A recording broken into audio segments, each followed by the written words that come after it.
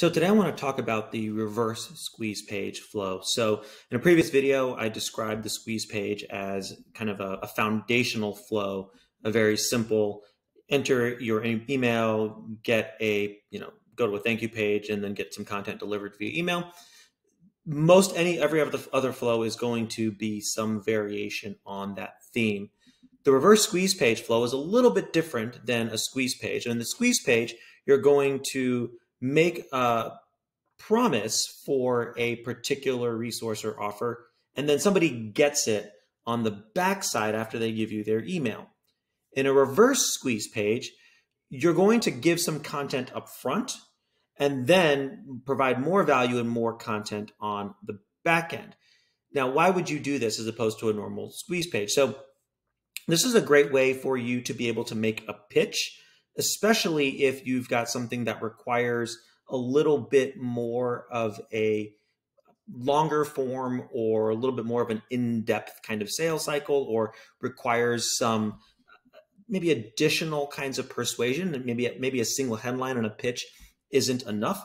Or maybe you've got a really good video sales letter that you've put together that you are either working on or converts, and you want to use that time to kind of sell somebody on the thing that you ultimately are going to be moving them into. And you want to give that value up front so somebody can see that you're legitimate, that you're credible, that there's something valuable here. And then afterwards, they can learn more if they want to. Now, what should you expect to see in a reverse squeeze page flow relative to a squeeze page flow when it comes to lead generation? So you would expect to see fewer conversions, but you would expect to see higher quality conversions. And what I mean by that is fewer people are going to sit down and watch your video, which could be anywhere from 5 minutes to, I've seen them as long as 45 minutes or an hour. Then there will be people who just kind of show up at a squeeze page, find the headline kind of interesting, and then give you their email and move on. But a lot of those people will probably end up moving on. And unless you've got a really good nurturing system or a really compelling offer, they'll probably get the resource and then ghost you. At least a lot of them will. Not everybody will. And there's a lot that you can do to influence that. With the reverse squeeze page, that's a little bit less likely to happen, because somebody who has consumed the content, the video content, especially if it's longer form video content, is likely really interested in what you're doing. And so you might see lower conversion rates relative to a standard squeeze page, but you would see better conversion rates over time. And this is a really great thing, especially if you have a higher ticket or more expensive offer that requires more, maybe more convincing, or a little bit more, you want to sell the vision kind of a little bit more. Now, this is also a really popular flow for anybody who is doing a training or a course. You can use a reverse squeeze page to give away maybe a module of your course or a module of your training. Maybe it's the intro module. And then somebody can then sign up to get access to the rest of it. And maybe that's paid, maybe that's not. It's really going to depend. And so today I'll go through just a basic reverse squeeze page flow. I'll do a little modification for what that might look like if you're using a training and a course, and give some kind of caveats there. And we'll go ahead and dive in there. So same basic components as a squeeze page. You've got the landing page you drive traffic to, in this case, the reverse squeeze page. You've got a thank you page, which is where you're going to thank somebody for their time or their email information, and then a way to send them to the next step. You're going to have your email autoresponder, where you're going to then send whatever piece of content or information or next step. And again, it's going to vary really a lot depending on what your offer is. And then you're going to have some kind of onboarding or lead nurturing automation. So same basic components. The configuration of those components is a little bit different though. So in a reverse squeeze page, you're going to generally have some kind of video sales letter or some kind of video selling your service, or at least explaining or sharing some value for a prospect that they can come to and start to consume. So when they hit play on the video, they start to receive, the video starts to play. In general, the email address, lead button area won't pop up or won't show until a certain amount of the video is consumed. And the reason you do that is because you want to, well, one, you're more likely to get the conversion if somebody's already, again, 30 or 40 or 50% into the video and they're invested, they're much more likely to then go ahead and put in their email address and move forward.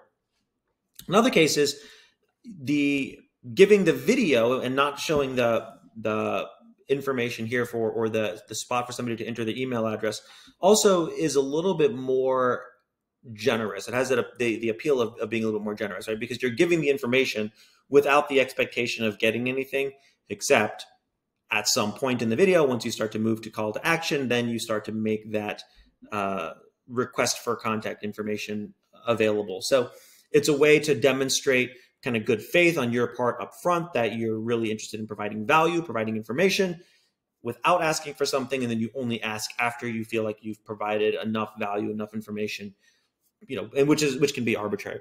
One thing to make sure that you're doing is, if you are doing this kind of a flow or funnel, that you've got your Google Tag Manager set up, and your Google Analytics set up so that you are tracking video completions, so you have an idea of how long people are watching. And video completion is maybe the wrong word, because there are ways to measure with those tools. Is somebody watching 10%, 20%, 30%?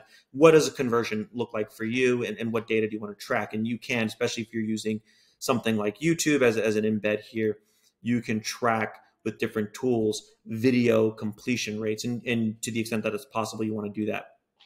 So you have an idea of how effective the video is, because the same components that work on a squeeze page, curiosity arousing headline, a very short pitch, and then the offer, apply here. The difference is that here the offer essentially is about engagement, and it's about that video content.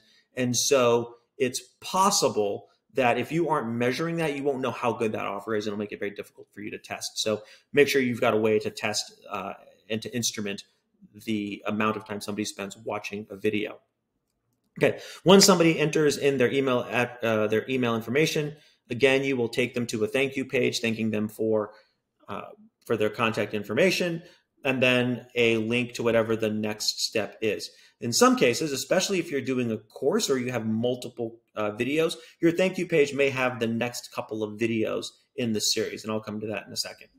Once the email information goes into your email list, again, you want to use some kind of tagging, some way to segment that somebody came in through this channel.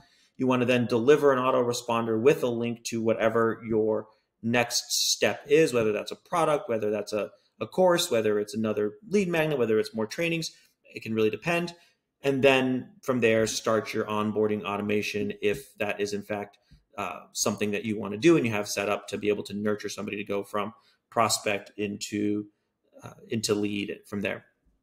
Now, if you are doing some sort of training course, there are a couple of ways to modify this flow a little bit.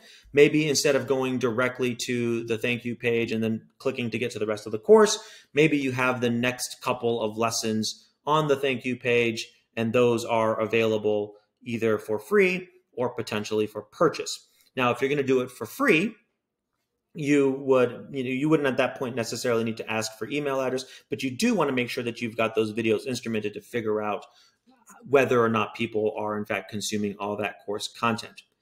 If you're going to do a paid course, then you want to make sure that you've got your opportunity for somebody to buy on the next screen, so somebody can then order the course.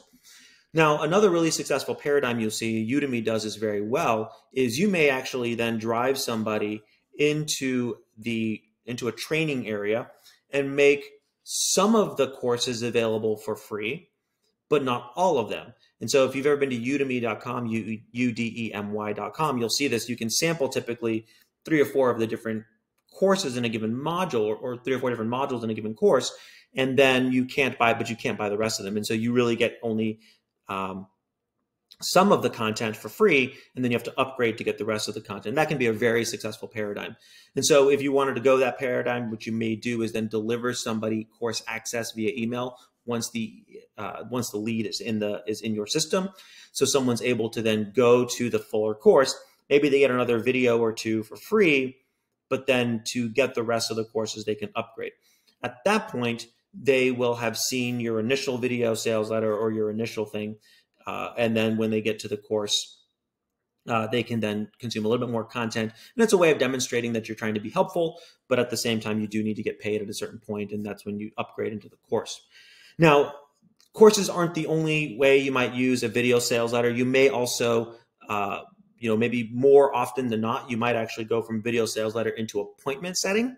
And so that's where this traditional go from the video sales letter to a thank you page, where you then your next offer is probably going to be book a consultation or a strategy call or something, go deeper, whatever that is, that will then happen on the thank you page. And so your basic reverse squeeze page is curiosity rousing headline, a pretty quick pitch, your video sales letter or your compelling kind of offer delivered via video. Once somebody is amenable, then they can give you their email address and then potentially book an appointment, or maybe you have an application that they need to go through in order to work with you. The sky really ends up being the limit. The main principle here is that for a reverse squeeze page, you're going to start by delivering the value up front, then asking for the email information, and then delivering more value or ascending somebody to the next stage of their buyer's journey after they've given you that first set of information. So hopefully, in terms of components, so typical things you may see when it comes to a reverse squeeze page. I almost forgot about this little corner down here. So obviously a curiosity rousing headline, you're pretty much going to need that on any kind of landing page. Compelling offer or video sales letter, some kind of lead magnet that you're going to give away up front before you then ask for information. A good pitch, exciting calls to action, and then potentially your video course lessons, your reset lesson resources, your lesson summaries, might be a link to your calendar. So those components are going to vary depending on what your strategy is going to be for your particular business or your particular use case. This can be a really effective funnel for B2B, especially if there is a longer sales cycle, as I mentioned before. It can even work for B2C, maybe if it's a bit of a shorter video. But we've seen this, and particularly in the supplement industry, or in things like orthotics, or anything where you might want to make a pitch as to why somebody would want to really learn more. That this can be a really great flow. They learn up front, then they're like, oh, this is interesting content. Let me move on. And then as you start to see, we'll start to combine elements of these to build different kinds of configurations in the future. So hopefully you found this helpful. If you did, please take a second to like or subscribe, depending on what platform you're consuming this on. If you know someone else who might find this helpful for their business, please take a moment and share it with them and do them a solid. All right. Thank you so much for your time, and we'll talk soon. Bye.